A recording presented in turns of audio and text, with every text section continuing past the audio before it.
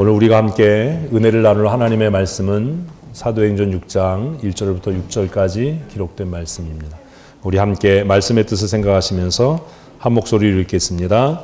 그때에 제자가 더 많아졌는데 헬라파 유대인들이 자기들의 과부들이 매일의 구제에 빠짐으로 히브리파 사람을 원망하니 12사도가 모든 제자를 불러 이르되 우리가 하나님의 말씀을 제쳐놓고 접대를 일삼는 것이 마땅하지 아니하니 형제들아 너희 가운데서 성령과 지혜가 충만하여 칭찬받는 사람 7을 택하라. 우리가 이 일을 그들에게 맡기고 우리는 오로지 기도하는 일과 말씀 사역에 힘쓰리라 하니 온 무리가 이 말을 기뻐하여 믿음과 성령이 충만한 사람 스데반과 또 빌립과 브로고로와 니가노르와 디몬과 바메나와 유대교에 입교했던 안디옥 사람 니골라를 택하여 사도들을 앞에 세우니 사도들이 기도하고 그들에게 안수하니라. 아멘. 우리 올해 우리 교회 표어는 부흥입니다. 그래서 1월 첫째 주부터 도대체 성경이 이야기하는 부흥은 무엇인가를 시작해서 지난주까지 우리가 목적하고 하나님이 원하시는 부흥은 어떤 것인지, 그 부흥은 어떻게 이루어지는지 하는 것에 대한 말씀을 간략하게 나누었습니다. 사실 한 3개월 정도 이렇게 말씀을 나누면 좋겠지만 그냥 제 욕심인 것 같고, 그래서 이렇게 짧게 말씀을 나누었는데 우리 한번 정리해 보십시다. 성경이 말하는 하박국에 쓰여졌던 부흥이라고 하는 것, 성경이 말하는 부흥은 무엇을 이야기하죠? 이걸 명확하게 하셔야 돼요. 지금은 부흥이라는 단어가 잘못 쓰여지고 있기 때문입니다. 우리는 일반적으로 부흥하면 양적인 또 팽창, 수적인 증대 이걸 생각해요. 그래서 교회가 예배 모이는 숫자가 많으면 뭐라고 이야기하죠? 부흥했다라고 얘기하는데 그것은 성경적인 개념이나 관점은 아닙니다. 사실 우리나라의 그 개혁주의 신앙의 마지막 보루는 우리 합동교단이라고 할 수 있습니다. 근데 합동교단에 속한 목사로 참 두려워지고 걱정이 많이 되는 게 뭐냐 하면 합동 측 우리 교단도 이제는 개혁주의 노선을 포기하고 복음주의 노선을 지향하고 있다는 겁니다. 이 개혁주의와 복음주의의 차이를 좀 이해를 하셔야 됩니다. 그래서 이게 참 걱정거리인 거죠. 그래서 지금 한국교회 깊이 침투해 있는 신사도 운동이나 또 거짓된 영성운동, 거짓 성령운동, 그리고 그것 못지않게 교회를 지금 뿌리부터 흔들고 있는 인본주의와 세속주의가 교회를 심각하게 타락시키고 있는 그런 상황입니다. 우리 합동측 교단 안에 상당히 많은 교회들이 사실은 인본적이고 세속적인 노선을 이미 걷고 있지요. 그리고 상당히 많은 대형 교회들은 이미 개혁주의를 포기하고 복음주의 노선을 걷고 있습니다. 사실 교회가 양적으로 증대하고 수적으로 팽창하려면 개혁주의는 하면 안 됩니다. 교회가 모이는 사람들의 숫자를 늘리고 빠른 속도로 성장하기를 원한다면 번영신학이라고 우리가 흔히 이야기하는 그 번영신학의 노선을 따라서 교회의 양적인 증대, 수적인 팽창을 꾀하려면 개혁주의는 포기해야 돼요. 뭘 따라야 돼요?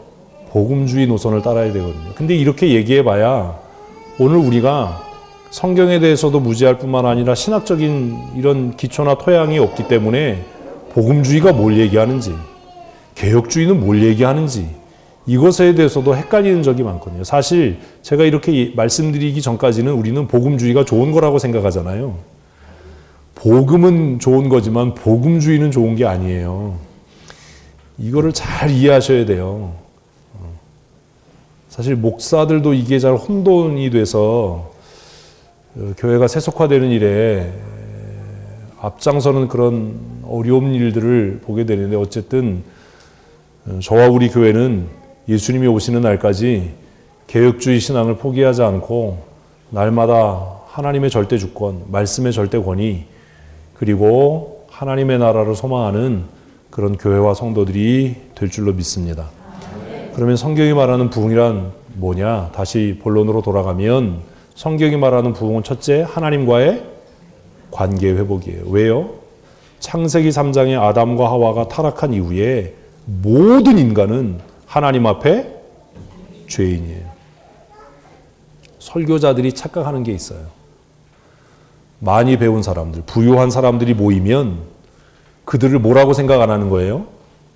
죄인이라고 생각 안 하는 거예요. 성도들의 영적인 교만이 여기 있어요. 내가 세례받았으면, 내가 3대, 4대째 예수 믿으면 죄인 아닌가요? 죄인이에요. 이게 개혁주의와 복음주의의 차이예요. 그래서 강단에서 하나님의 말씀을 전하는 것이 아니라 그저 강연을 하는 거죠. 고상하고 품위 있는 이야기. 그래서 복음주의 교회에서는 회개하라는 설교 안 해요. 잘 될 거야, 형통할 거야, 번영할 거야, 건강할 거야 를 얘기해요. 개혁주의 신앙 노선을 따르는 목사와 교회는 끊임없이 무엇을 외쳐요?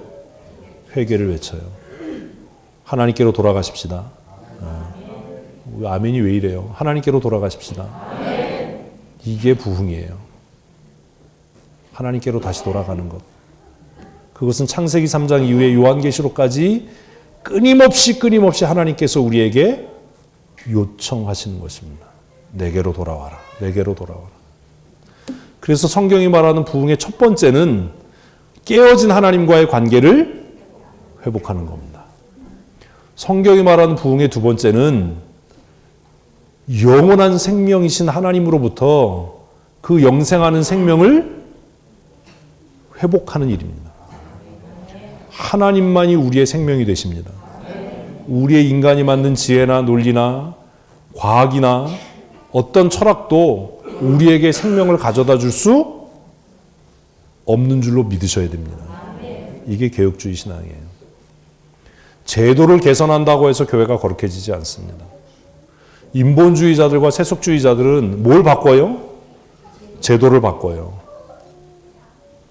서로 견제하고 감시하는 시스템을 교회 안에 가지고 들어와서 제도를 바꾸고 또 사람이 윤리적이 되고 도덕적이 되고 또 사람이 변하면 이 땅에 하나님의 나라, 우리 스스로 영원한 생명에 이룰 수 있다라고 가르쳐요. 그러나 성경은 뭐라고 얘기하냐면 의인은 없나니 하나도 없다. 하나님을 스스로 찾는 자도 없다. 아멘이십니까? 우리 스스로는 생명에 이룰 수 없어요. 지난주에 우리 찬양했잖아요. 우린 아무것도 아닌 거예요. 하나님의 생명이 아니면 우리는 한순간도 살 수 없는 죄인입니다. 아멘. 이게 개혁주의 신앙이에요. 그러면 어떻게 하나님과의 관계를 회복할 수 있지요? 회개하는 겁니다. 회개하는 것. 이거 외에 다른 방법이 없어요. 인간의 논리, 윤리, 도덕, 철학이 우리를 깨끗하게 하지 못합니다. 아멘 하셔야 됩니다. 그래서 찬송에 힘써도 못하네. 오직 예수 그리스도의 보혈의 피공로가 우리를 깨끗게 하는 줄로 믿습니다. 예수 그리스도의 보혈의 능력. 그래서 늘 찬송해야 되는 거죠. 주의 보혈 능력이 있도다. 주의 피 믿어. 주의 피 믿어. 인본주의자들과 세속주의자들, 복음주의자들은 더 이상 예수 그리스도의 보혈의 피공로를 얘기하지 않습니다. 우리의 이성, 우리의 지성, 제도의 개선, 이것을 통해서 우리가 거룩해지고 깨끗해질 수 있다라고 그들은 거짓말을 합니다. 그러나 범죄하고 타락한 죄인인 우리를 정결케 하는 것은 예수 그리스도의 보혈의 피공로 외에 다른 것이 없는 줄로 믿습니다. 그래서 회개해야 되는 겁니다. 예배에 나올 때마다 하나님 나를 예수 그리스도의 흘리신 보혈의 피로 정결케 하여 주시옵소서. 주시옵소서. 하나님께로 돌아가는, 하나님과의 관계를 회복하는 유일한 방법은 예수님의 보혈의 피공로 의지해서 회개하는 것 외에 다른 방법이 없습니다. 여러분, 이게 아멘이 돼야 돼요. 두 번째로, 그러면 어떻게 우리가 영원한 생명을 얻을 것인가? 우리에게 생명을 가져다 주는 것은 딱 하나예요. 그게 뭐지요? 말씀이에요. 말씀. 그래서 지난주에 하나님께서 에스겔을 마른 뼈들이 가득한 골짜기로 이끄시고 그 마른 뼈들 사이를 거닐게 하시고 인자야 능히 이 뼈들이 살 수 있겠느냐 물으십니다. 인간의 어떤 논리가, 인간의 어떤 철학이, 인간의 어떤 도덕이, 인간의 어떤 기술이 그 마른 뼈들을 살게 할 수 있겠습니까? 그런데 하나님께서 그때 에스겔에게 뭐라고 얘기하시지요? 너는 이 뼈들을 향하여 대언하라. 대언하라. 이 뼈들을 향해 뭐 하라고요? 대언하라. 여호와의 말씀을 들을지어다. 할렐루야. 아멘. 우리에게 생명 주시는 것은 뭐예요? 하나님의 말씀이에요. 그런데 오늘 인본주의자들과 세속주의자들은 말씀을 듣기 위해 교회 오지 않아요. 뭐 하러 와요? 일하러 와요. 자신의 의를 드러내기 위해서 예배당에 나와요. 그들은 회개하지 않아요. 말씀 앞에 겸손하게 엎드리잖아요. 그러나 개혁주의 신앙은 하나님 앞에 나올 때마다 내 자신의 죄인됨을 고백하고 예수 그리스도의 보혈의 피공로를 의지해서 은혜의 보좌 앞에 담대히 나가는 자인 줄로 믿습니다. 그리고 우리를 결국 살게 하는 것은 하나님의 말씀입니다. 말씀 외에 다른 방법이 없습니다. 그런데 보십시오. 오늘 교회에 말씀이 없습니다. 찬양대에 찬양이 있고 다양한 퍼포먼스들이 있고 훌륭한 조명이 있고 장식이 있고 좋은 음향시설이 있는데 뭐는 없어요? 말씀이 없어요. 30분 이상 설교하면 야만적인 목사예요. 11시에 예배는 시작해서 12시에 끝나야 돼요. 그리고 그 짧은 말씀을 이야기할 시간에도 인간의 철학, 인간의 논리를 이야기하지 무엇을 이야기하지 않아요? 하나님의 말씀을 논하지 않아요. 기독교 서점에 가보십시오. 한쪽 벽면을 빼곡하게 메꾼 게 예화집이에요. 우리는 말씀을 듣기 위해 모이지 않고 예화 듣기 위해서 모이고 내 마음을 시원케 하고 위로해 줄 이야기를 듣기 위해서 모여요. 이게 오늘 교회를 병들게 하고 망하게 하고 죽게 하는 일입니다. 여러분 마음을 새롭게 하셔야 합니다. 나를 살게 하는 것은 오직 하나님의 말씀입니다. 마른 뼈도 살아나게 하는 하나님의 말씀이 이 강단에서 흘러넘쳐서 오늘 우리를 살게 할 줄로 믿습니다. 그래서 개혁주의 교회는 예배당 중심에 설교단을 놓는 거예요. 감리교회는 막 촛불 켜놓고 막 별짓을 다 하는데 아무것도 없어야 되는 거예요. 제가 왜 여기다가 왜 꽃도 장식하지 마라 왜 이러는지 아세요? 좀 밑에가 넓으면 이거 다 내려놨으면 사실 좋겠는데 개혁주의 교회의 강단의 중심에는 뭐가 있어야 된다고요? 강대상. 강대상. 이것 하나 있어야 되는 거예요. 아무것도 없어야 돼요. 우리가 머리가 안 좋아서 교회표를 여기다 붙여놓긴 하지만 사실 무슨 다른 장식이 필요 없는 거예요. 꽃꽂이 필요하지 않아요. 뭐하러 꽃꽂이를 합니까? 한 주에 몇만 원씩 없애가면서. 드레핀 꽃이 다 주님의 것인데. 그걸 여기다가 장식을 하고 그거 해놓으면 또 앉아가지고 저 꽃이 삐뚤어졌는데 이러다가 저건 또 어느 집사가 했노 누가 꽃꽂이를 했길래 오늘은 잘했네 지난주엔 그지 같은 이러고 돌아가는 거예요.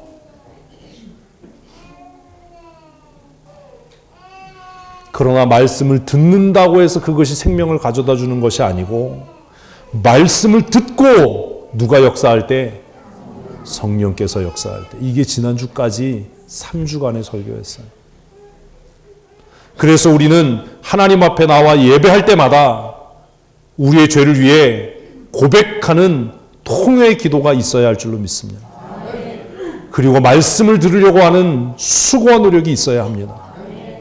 그리고 기도할 때마다 하나님 나를 성령으로 충만케 하여 주시옵소서. 말씀을 깨닫게 하여 주시옵소서. 그 말씀이 내게 능력이 되고 생명이 되게 하여 주시옵소서. 아멘. 이게 개혁주의 교회예요. 오늘 교회는 강단이 약화되고 있습니다.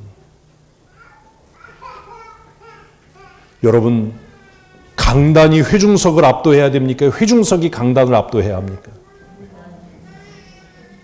우리는 이런 고민도 안 해요. 인본주의와 세속주의는요, 회중석이 강단을 압도하려고 합니다. 저렇게 설교하면 안 돼. 저러니까 내가 순종을 못하지.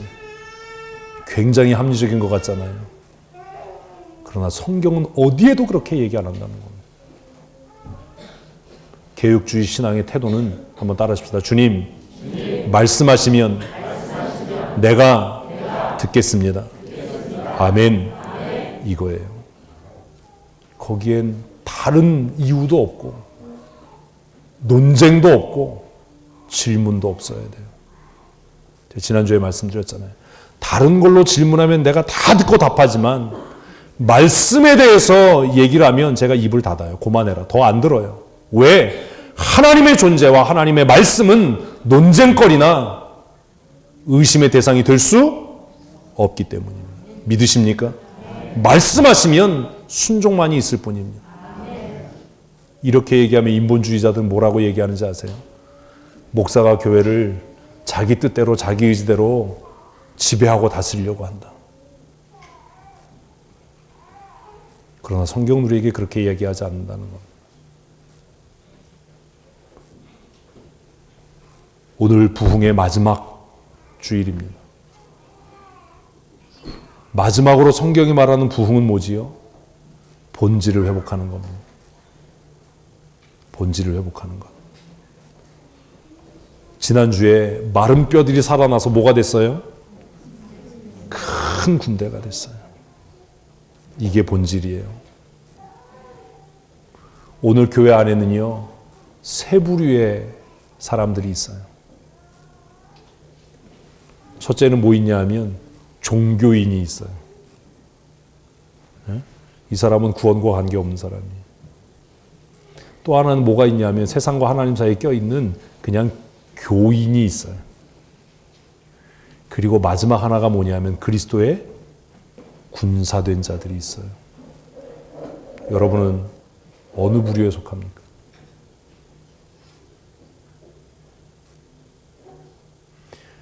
하나님의 말씀이 역사하고 성령의 역사에서 생명의 역사가 나타나면 모두가 그리스도의 큰 군대가 되는 줄로 믿습니다. 극히 큰 군대더라. 할렐루야. 에스겔이 보는 환상이에요. 그 마른 뼈들이 살아서 여호와의 극히 큰 군대가 되더라. 오늘 성도들은요, 훈련받기를 싫어해요.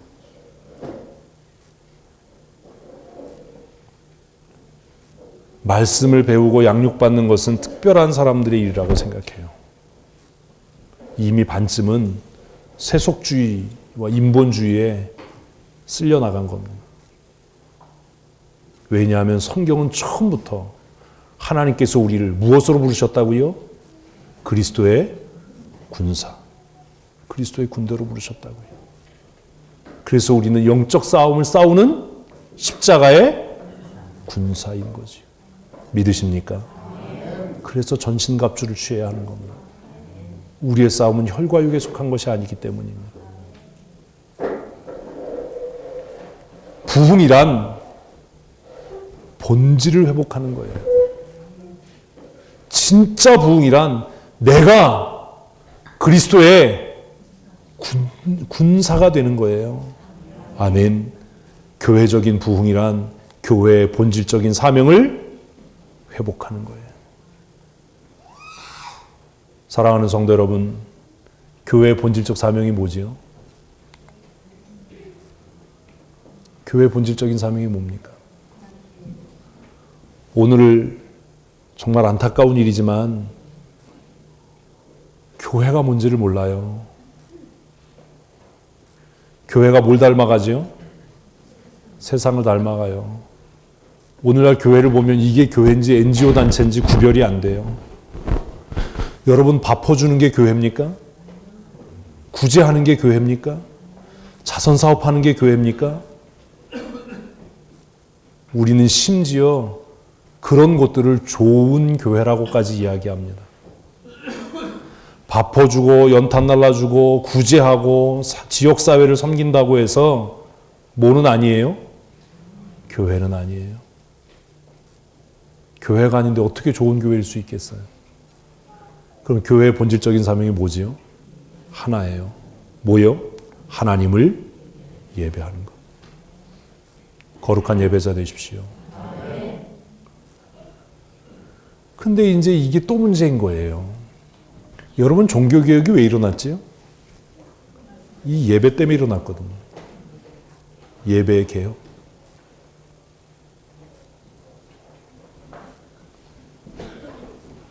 예수님께서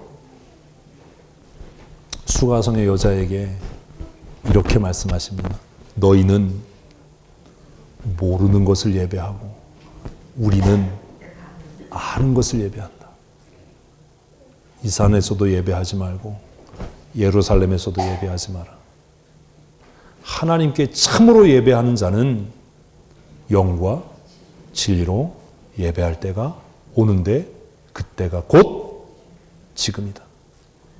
근데 놀랍게 그 여자는 그 얘기를 듣고 알아들었어요. 근데 왜 우리는 못 알아듣죠? 예배가 뭡니까? 왜 루터는 예배를 개혁해야 한다라고 일어섰습니까? 예배가 뭐지요? 예배의 본질이 뭡니까 도대체? 이거 대답 못하면 여러분 개혁주의자 아니에요. 예배의 본질은 딱 하나예요. 말씀이에요. 말씀. 근데 보십시오. 지금은요, 예배 60분 가운데 말씀이 차지하는 비율은 얼마나 되죠? 정말 우리의 예배에 말씀이 있습니까? 다양한 퍼포먼스들은 있는데 진장 나와서 찬양하고 뭐 공기도 하고 뭐 헌금하고 막 별별 걸 다 있고 헌금하면 또 특송하잖아요 또. 광고도 한 30분씩 하잖아요. 우리의 예배에 말씀이 있습니까? 예배한다라고 하는 건 뭐지요? 구약에서 예배하는 건 뭐지요? 짐승을 잡아서 그 피를 하나님 앞에 드리고 그 몸과 가죽을 살라서 하나님이 받으실 만한 향기로운 제물을 삼는 거예요. 예수님이 오셔서 그건 다 끝났어요. 아멘이시죠?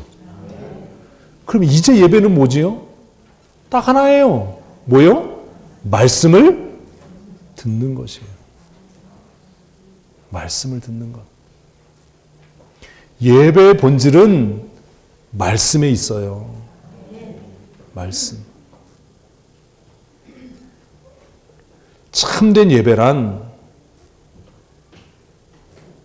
예수님께서 말씀하신 영과 진리로 하는 예배란 도대체 뭐냐? 예전에는 이 본문이 어떻게 쓰여졌어요? 신령과 진정으로. 그러니까 사람들이 오해하기를 하나님이 원하시는 참된 예배는 내가 거룩한 폼을 가지고 내가 열심히 해서 내가 노력해서 뭐 1월 성신을 섬기고 무슨 뭘 섬기는 것처럼 그렇게 하는 게 하나님이 원하시는 신령과 진정으로 하는 예배라고 이렇게 가르치고 착각했던 적이 있었어요. 예수님이 말씀하신 영과 진리로 하는 예배란 뭐예요? 말씀을 깨닫는 거예요. 하나님의 영이신 성령께서 우리 가운데 오셔서 우리로 하여금 하나님의 말씀을 깨닫게 하시는 것. 구약에는 재물이 타서 그 연기가 하늘로 올라갈 때 하나님이 우리의 예배를 받으셨다. 신약에는요, 내 예배를 하나님 받았는지 어떻게 알아요? 평생 예수를 믿었는데 이걸 대답을 못하는 거예요. 말씀을 듣고 깨달아져서 내가 아멘 할 때 우리의 예배를 하나님이 기뻐 받으실 줄로 믿습니다. 이게 개혁주의 예배예요. 내가 무엇을 깨달을 때? 그 그림을 한 장으로 그린 게 고넬료의 가정이에요. 고넬료가 베드로를 청해서 원했던 것은 하나예요. 무엇? 말씀 듣는 것. 우리에게 그 말씀을 들려 주십시오. 교회가 목사를 왜 청빙합니까? 말씀 듣기 위해서요. 그런데요, 오늘 교회는요, 목사를 말씀 듣기 위해 청빙 안 한다는 거예요. 그 사람의 학벌을 봐요. 영성이 아니에요. 그 사람의 배경을 봐요. 심지어 제가 부교육자 할 때는 운전면허 1종 대형이 있었나를 봐요. 지금 뭐 하자는 거예요? 주일학교 아이들을 위해서 부교육자를 뽑으면 그가 정말 하나님의 말씀에 능통한 자인지, 성령 충만한 자인지, 하나님 앞에 정직한 자인지, 어린 영혼들을 사모하고 사랑해서 기도하는 자인지를 봐야지 대형 1종 면허가 뭐가 필요합니까?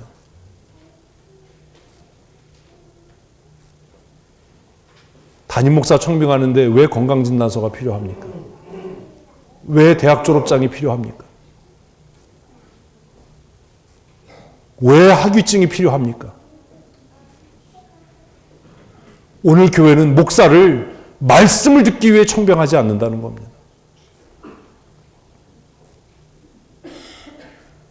목사들도 미쳤지요.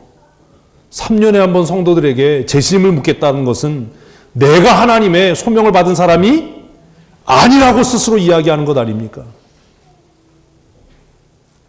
설교자와 청중의 차이는 뭐지요? 딱 하나예요. 다 똑같이 만인제사장으로 하나님 앞에 평등하지만 설교자와 회중의 차이는 성직자와 평신도의 차이가 아니라 하나님께서 그에게 말씀에 대한 소명을 주셨는가예요. 아멘. 이걸 어떻게 성도들이 재평가합니까? 그리고도 어떻게 개혁주의자라고 이야기합니까?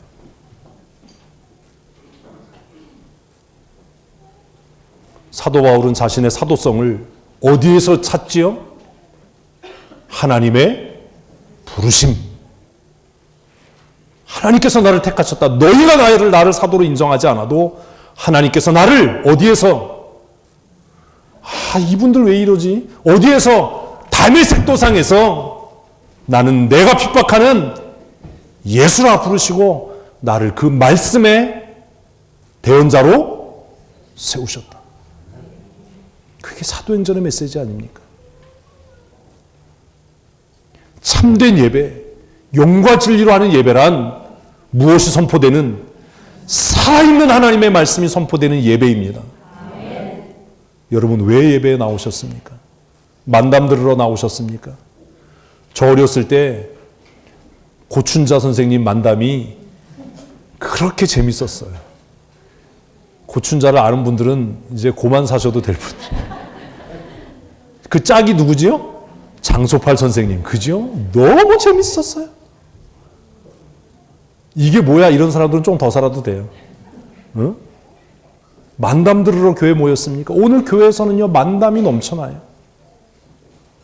말씀을 선포하지 않고 간증하는 것을 자랑으로 삼아요. 그걸 또 듣고 와서 교회 장로라는 사람들이 우리도 간증하자라고 얘기를 해요. 간증하는 건 예배가 아닙니다. 하나님이 원하시는 참된 예배는 무엇이 선포되는 것? 살아계신 하나님의 말씀이 선포되는 겁니다. 아멘. 이게 개혁주의 예배예요. 그래서 종교개혁자들은 성도들의 눈에 아무것도 거스리지 않게 하기 위해서 검정색 가운을 입었어요. 강단에 아무것도 놓지 않았어요.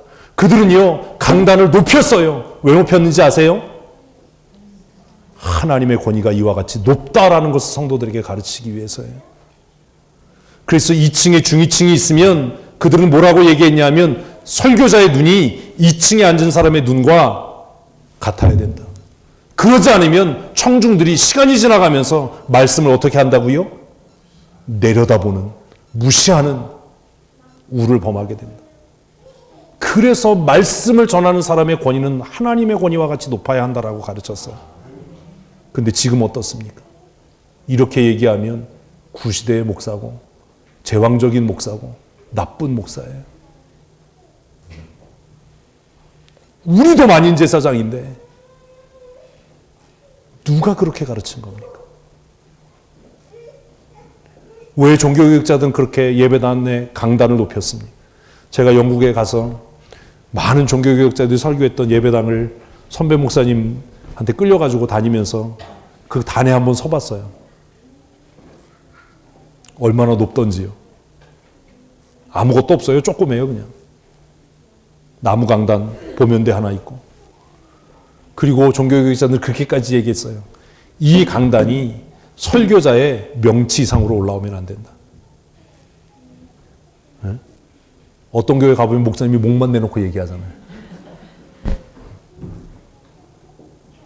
굉장히 중요한 거예요. 설교자의 권위를 높이기 위해서가 아니라 그를 통해서 선포되는 말씀의 권위를 높이기 위해서예요. 오늘은 그렇지 않아요. 말씀을 선포해도 앉아서요. 주보에 낙서하면서 끄적거려요. 저거 나들으라고 하는 소리지.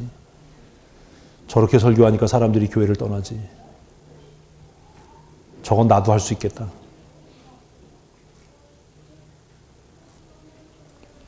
설교자로 목사가 하나님 앞에 소명을 받았다고 생각하면 제가 늘 말씀드리는 것처럼 설교자는 자기가 대언하는 하나님의 말씀이 무시당하지 않도록 죽을 때까지 공부해야 돼요. 서재가 그의 순교의 자리가 돼야 돼요.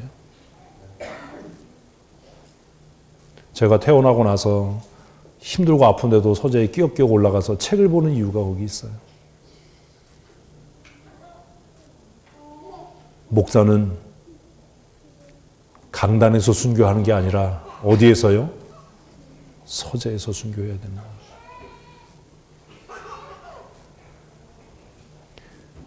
참된 예배란 도대체 뭐냐? 오케스트라의 연주, 화려하게 차려입은 성가대의 찬양이 아니라 우리의 예배 강단에서 살아계신 하나님의 진리의 말씀이 선포되는 것이, 그리고 회중인 내가 그 말씀의 권위 앞에 아멘 고백하고 낮아지는 것이 교회의 본질적인 사명이고 하나님이 원하시는 영과 진리로 하는 예배인 줄로 믿습니다. 우리는 이 증거를 예수님이 교회에 말씀하신 대위임에서 찾을 수 있습니다. 마태복음 28장 19절과 20절을 우리가 그레이트 미션, 하나님께서 교회에 주신 가장 큰 위임이라고 이야기합니다. 같이 읽겠습니다. 그러므로 너희는 가서 모든 민족을 제자로 삼아 아버지와 아들과 성령의 이름으로 세례를 베풀고 내가 너희에게 분부한 모든 것을 가르쳐 지키게 하라. 볼지어다 내가 세상 끝날까지 너희와 항상 함께 있으리라 하십니다. 아멘. 이 대위임에 있어서 중요한 게 뭐지요? 어떤 사람들은 동사들을 찾아요. 가라, 가르치라. 그러나 정말 중요한 건요, 제자 삼으라는 말이에요. 여러분, 마태복음이 쓰여졌던 시대에 제자와 스승은 어떤 관계죠? 하늘과 땅이에요. 하늘과 땅. 하나님은요, 하나님의 말씀을 위임받은 자들에게 무슨 권세를 준다고요? 제자 삼는 권세를 주셨다고요. 아멘. 여러분이 나가서 복음을 전할 때 하나님께서 여러분들에게 이런 권세를 주실 줄로 믿습니다. 근데 오늘 교회는 이걸 부정하는 거예요. 여러분이 춘천 성도교회 성도이고 제가 춘천 성도교회 위임받은 담임 목사라면 여러분은 첫째로 저의 제자가 돼야 되는 게 아니에요. 제자인 겁니다. 이게 인정이 안 되는 겁니다. 이게 인본주의예요.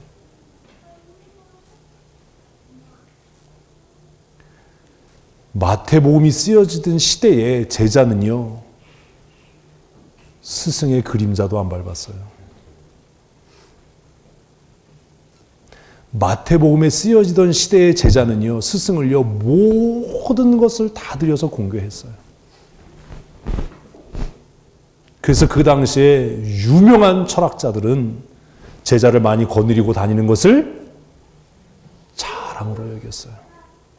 그 제자들은요 항상 필기도구를 가지고 스승이 한마디 하면 다 받아 적었어요. 그대로 실천하려고. 그리고 무슨 문제가 생기면, 논쟁거리가 생기면 한마디로 끝냈어요. 우리 스승님이 이렇게 말씀하셨다. 논쟁 끝. 제가 이 얘기도 우리 교회에서 했잖아요.